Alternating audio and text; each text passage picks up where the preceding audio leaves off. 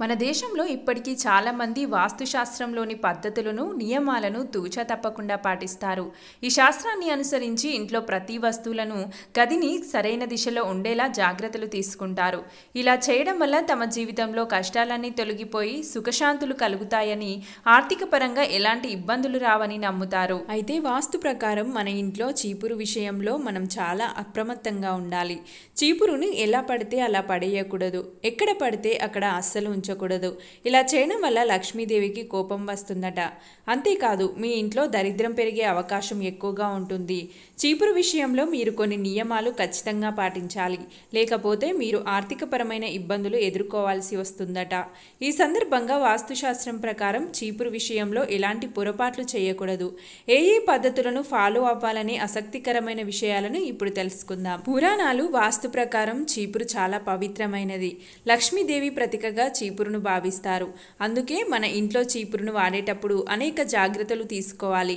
ముఖ్యంగా విరిగిపోయిన చీపురుతో ఇంటిని శుభ్రం చేయకూడదు.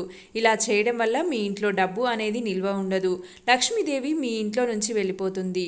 మీరు పేదరికంలోకి వెళ్లాల్సి వస్తుంది. అలాగే చీపురుని ఎప్పటికీ కాళ్ళతో తొక్కకూడదు. వాస్తుశాస్త్రం ప్రకారం చీపురును ధనం, ఆభరణాలు ఉండే చోట అస్సలు ఉంచకూడదు.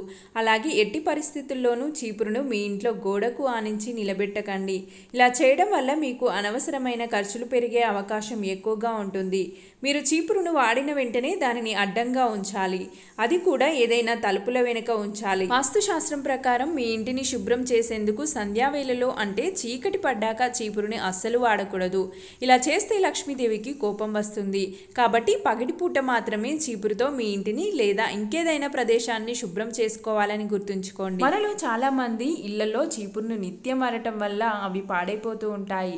అలా పాడైపోయిన చీపురును ఎప్పుడు పడితే అప్పుడు పడేయకూడదు. ముఖ్యంగా గురువారం, శుక్రవారం రోజున, ఏకాదశి వంటి పవిత్రమైన రోజున చీపురును పడేయొద్దు. కేవలం శనివారం మాత్రమే పారవేయాలి. అమావాస్య రోజున కూడా పడేయొచ్చు. అయితే ఈ విషయాన్ని ఎవరికి చెప్పకుండా రహస్యంగా పడేయాలి. వాస్తుశాస్త్రం ప్రకారం చీపురు అనేది శుభప్రదమైన విషయాలకు సంకేతం. కాబట్టి విరిగిపోయిన చీపురును పారే కాలువలో ఎట్టి పరిస్థితుల్లో పడేయకూడదు. ఇలా చేయడం వల్ల లక్ష్మీదేవికి ఆగ్రహం తెప్పించినట్టే అవుతుంది. వాస్తుశాస్త్రం ప్రకారం చీపురును ఎట్టి పరిస్థితుల్లో బహిరంగ ప్రదేశాల్లో ఉంచకూడదు.